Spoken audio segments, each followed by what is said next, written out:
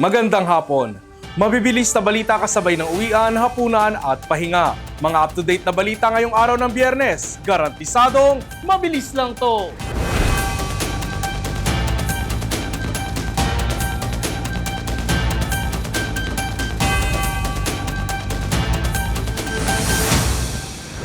Sa September 21 na marahil ang magiging pinakamalaking kilos protesta sa Administrasyong Marcos Jr.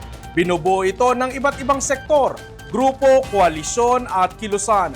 May mga pabor sa panawagan ng Pangulo, mayroon din namang anti-Marcos, at may mga nais lang panagutin ang mga sangkot sa mga anomalyang flood control project. Narito ang report. Kasabay na ika-53 anibersaryo ng deklarasyon ng martial law, isasagawa ang mga pagkilos sa darating na linggo. Mayroong Baha sa Luneta, aksyon na laban sa korupsyon rally na dadaluhan ng mga estudyante sa iba't ibang universidad at iba pang kilusan alas 9 ng umaga. Pangungunahan ito ng One Taft, mga estudyante ng UP Manila, LaSalle University, Adamson, St. Paul, St. Benilde at St. Scholastica na sawang-sawa na sa kakalusong sa baha sa Taft Avenue. Sasama rin dito ang mga religious group, mga propesor at academicians. Alas 2 naman ng hapon gaganapin sa EDSA People Power Monument ang main event na Trillion Peso March na binubuo ng Tindig Pilipinas, kalipunan ng kilusang masa, siklab at nagkakaisa. Posibleng pumunta rin dito ang mga may rally sa Luneta. Ayon kay Kiko Aquino D, convenor ng Tindig Pilipinas, mapayapa ang isasagawa nilang protesta sa panawagang panaguti ng mga kurakot at ng kamal sa kaman ng bayan gamit ang flood control projects.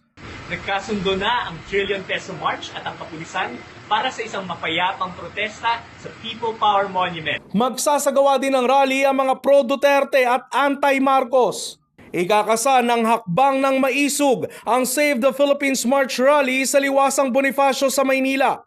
Panawagan ng mga ito, ang pagbibitiw ni Representative Romualdez bilang House Speaker ay hindi pa sapat at dapat ipatawag daw ang mga kakuntsaba nito na sina Zaldico, Stella Kimbo at Manix Dalipe. Nais panagutin ng hakbang ng maisog ang mga ito. Wala pong ginagawa na positibong hakbang ang administrasyon ni Bongbong Marcos para labanan ng korupsyon. Samantala, para naman sa seguridad at kaayusan, magpapakalat ang Philippine National Police ng mahigit 50,000 sa kanilang hanay. Mayroong mga nakaposte sa mga pagdadausan ng rally, may mobile patrols, traffic assistance at checkpoints. 16 na kawani ng DPWH Bulacan ang pinatawan ng 6 na buwang suspension ng Ombudsman para hindi umano maimpluwensyahan ang ongoing investigation sa mga anomalyang flood control projects. Mabilis na balitang hatid ni Michelle Giliang. Ipinag-utos ni Acting Ombudsman Dante Vargas ang preventive suspension ng 16 na kawani ng Department of Public Works and Highways Bulacan 1st District Engineering Office.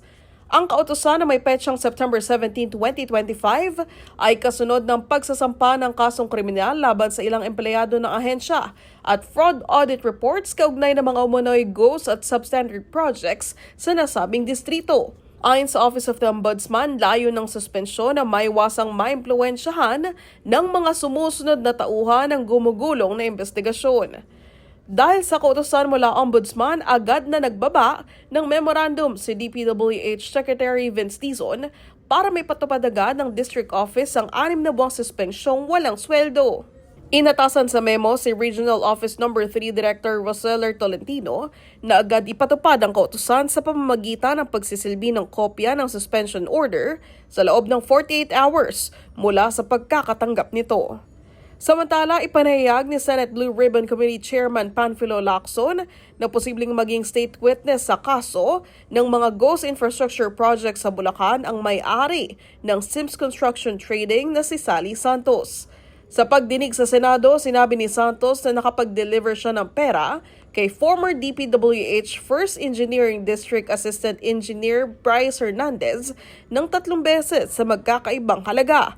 457 million pesos, 165 million pesos at 46 million pesos.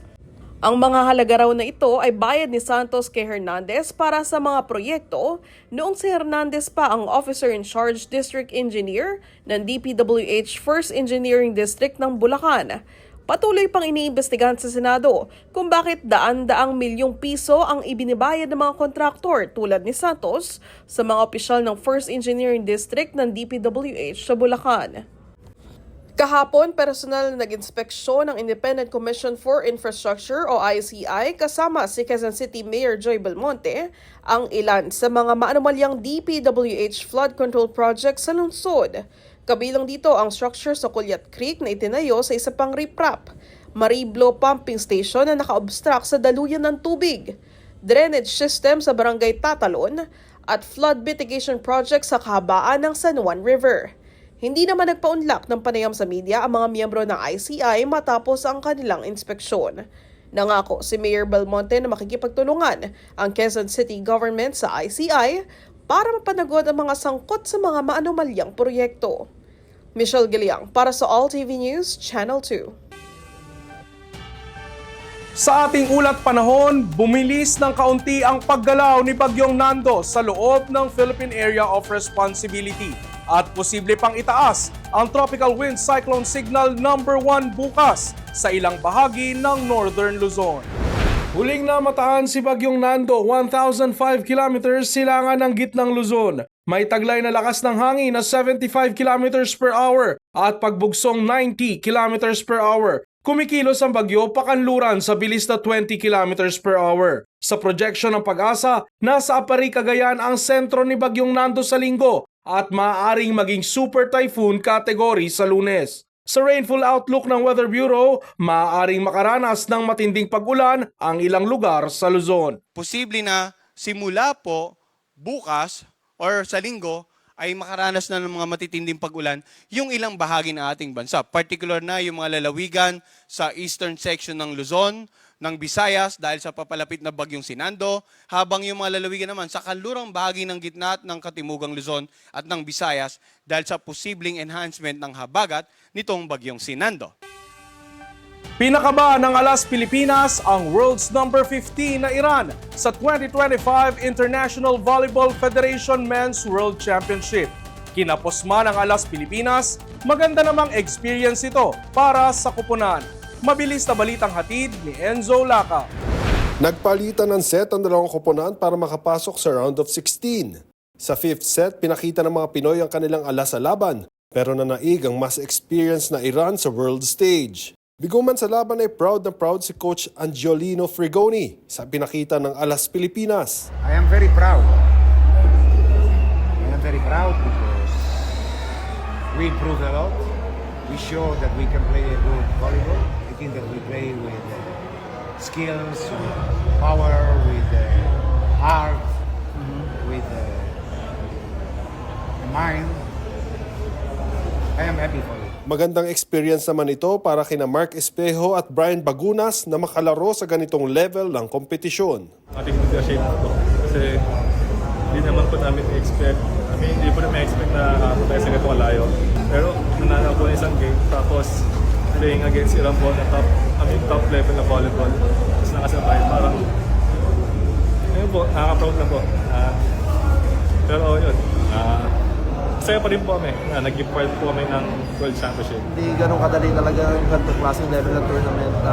Siguro, yun na, maganda experience para sa akin. Tuloy-tuloy pa rin talaga yung Alas Pilipinas. Mag-prepare kami for the SEA Games. Enzo Laca, All TV News, Channel 2. At yan ang mga up-to-date na balitang nakalap ng All TV News ngayong hapon. Para sa iba pang balitang mabibilis, bisitahin ang aming website, alltv.ph/news. I-like at i-share din ang All TV News PH sa Facebook at YouTube at makinig sa All Radio 103.5. Mapapakinggan nyo na rin po kami ngayon sa Spotify. Ako si Ralph Lopez. 97 days na lang po. Pasko na!